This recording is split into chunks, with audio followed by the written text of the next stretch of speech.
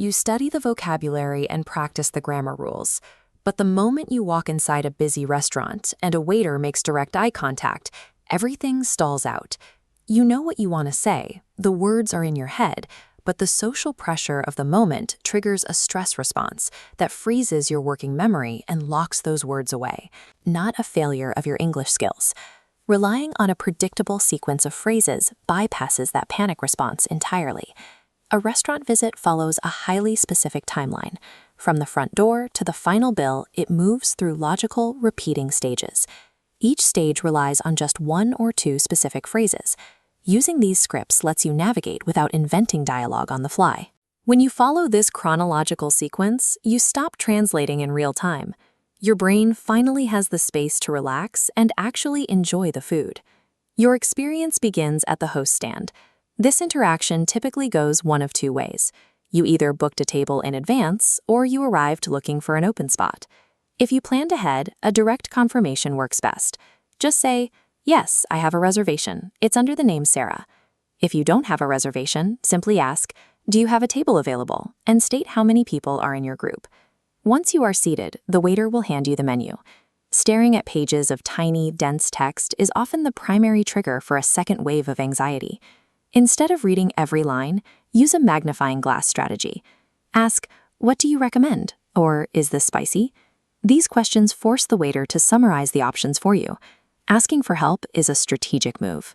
It shifts the waiter from an intimidating figure into a guide who is responsible for helping you choose.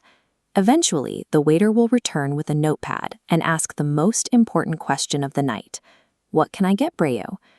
To prevent your brain from freezing again, avoid trying to construct long, complex sentences.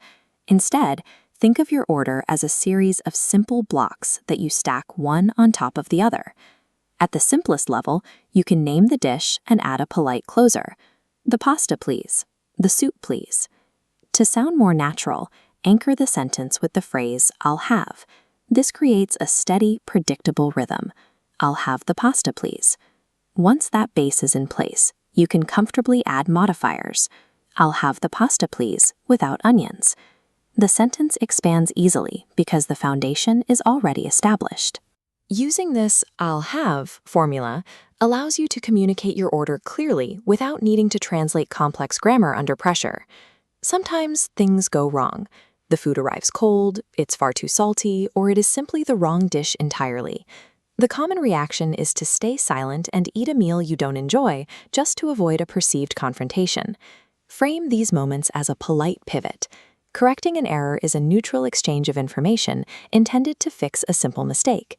To start the process, raise your hand slightly and lead with, "Excuse me."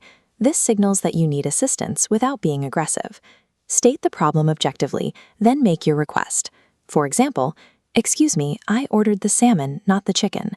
Or, "Excuse me, my food is a little cold. Could you warm it up, please?" Combining "excuse me" with "please" acts as a protective social shield. You can advocate for yourself effectively while remaining perfectly polite. Once the meal is finished, you move into the final phase of the timeline. To initiate payment, use the standard phrasing, "Could we have the bill, please?" Or, "Can we get the check, please?" The waiter will clarify the method by asking, "Cash or card?" You can then specify your preference, or ask to split the cost if you are dining with friends. Navigating this final step correctly allows you to end the encounter smoothly and leave the restaurant with full control over the interaction. The initial anxiety of walking in has been replaced by the satisfaction of a successful experience. Overcoming language anxiety in public is about relying on a step-by-step sequence of basic functional phrases rather than aiming for linguistic perfection. Prove your confidence by typing one practice order in the comments below using the formulas we covered today. Take your seat at the table and speak your mind.